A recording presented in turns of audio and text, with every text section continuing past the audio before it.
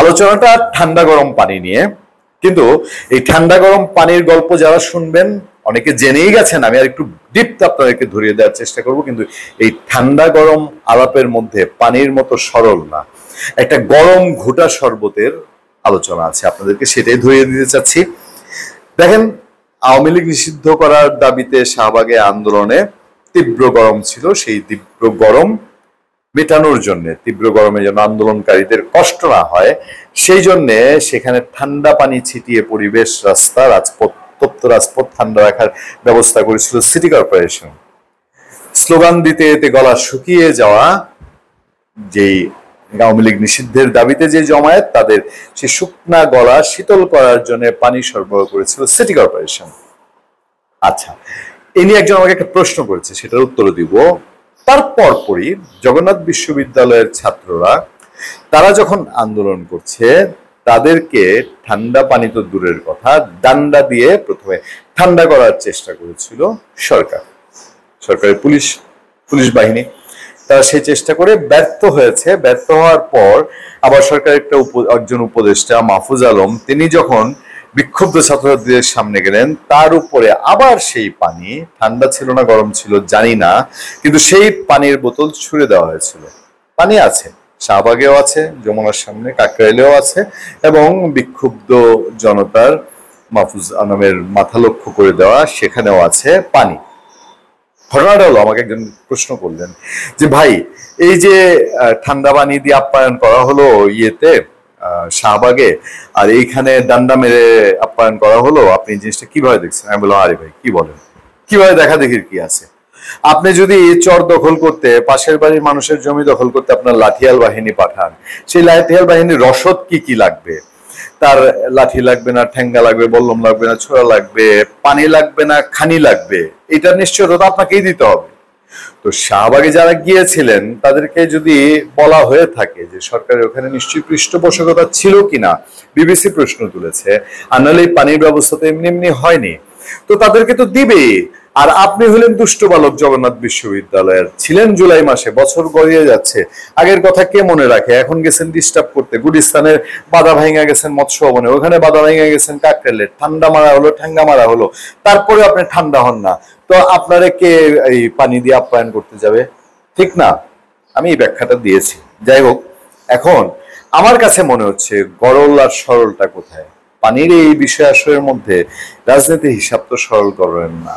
শাহবাগে যেটা হয়েছিল, আব্দুল হামিদ ফুরুত দিয়েছেন, উড়াল দিয়েছেন। আব্দুল হামিদ এমন এক পলিটিশিয়ান, তার এলাকার মানুষ সবচেয়ে ভালো জানেন, দেশের মানুষ তো তাকে খুব হাসি উজ্জ্বল একটা রসালো মানুষ হিসেবে চিনে। তার যে নির্বাচনী এলাকা কিশোরগঞ্জে ইটনা অষ্টগ্রাম মিঠামইন, সেইখানকার মানুষ জানে তিনি রাজনীতির কি চালটা বুঝেন। একেবারে প্রত্যন্ত দুর্গম অঞ্চলের ঘরের নাম ঠিকানাও জানেন, সেখানে কেমনে কি গুটি নাড়তে হয়।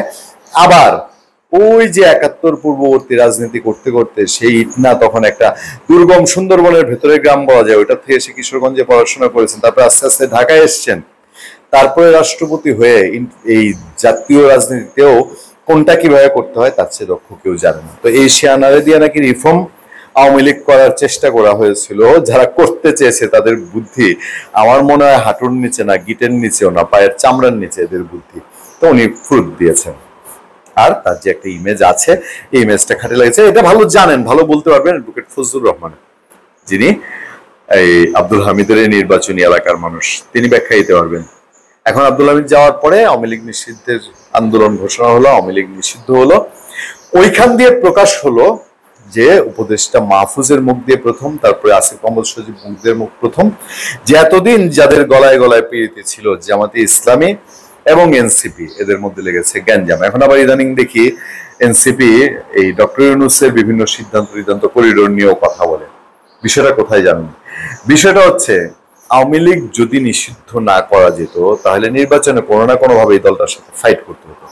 তো ফাইট করতে হলে ভবিষ্যতে বিরোধী দল কে হতো? বিএনপির পরে যত হিসাব নিকাশ করেন এনসিপি, যে চোরাই ভোট না হতো, আওয়ামী লীগের মতন 18-24 ভোট না হতো, আওয়ামী লীগ যে টাইপের জাতীয় পার্টির 11 আসন দিয়ে বিরোধী দল বানাইছিল না, সেরকম যদি না হইতো, তাহলে কোনোভাবে আওয়ামী লীগের রঙে রূপে কেউ ইলেকশন করলে পরে বিরোধী দলটা কি হতো?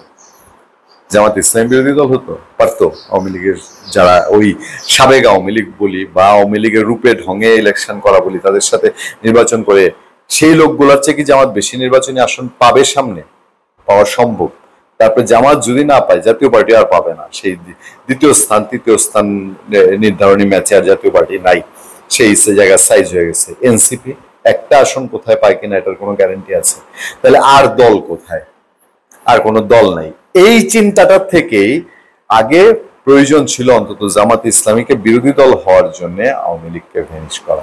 এখন আওয়ামী লীগ ভ্যানিশ হয়েছে, এইবার গ্যাঞ্জামটা লেগেছে। জামাত বলে আর ইনশাল্লাহ আমি বিরোধী দল হতে যাবো, সামনে যদি এনসিপি ভাগ বসায় দেয়। আর এনসিপি করে এত কিছু করে এই সরকার আনলাম, আওয়ামী লীগ নিষিদ্ধ করলাম, আমাদের প্ল্যাটফর্মে জামাতরে পাইলাম, এখন ক্রেডিট নিয়ে যায় জামাত। এই লাগলো গ্যাঞ্জাম। দ্বিতীয় স্থান নির্ধারণী ম্যাচ চলছে এখন জামাত এবং এনসিপির মধ্যে। ওই পানির সমীকরণটা আসলে এই জায়গায় এসে দাঁড়িয়েছে। ধন্যবাদ সবাইকে। ভালো থাকবেন, সুস্থ থাকবেন, সত্য করুণা এবং সহনশীলতার সাথে। আপনাদের সাথে আমি আতিক রহমান, পূর্ণিয়া।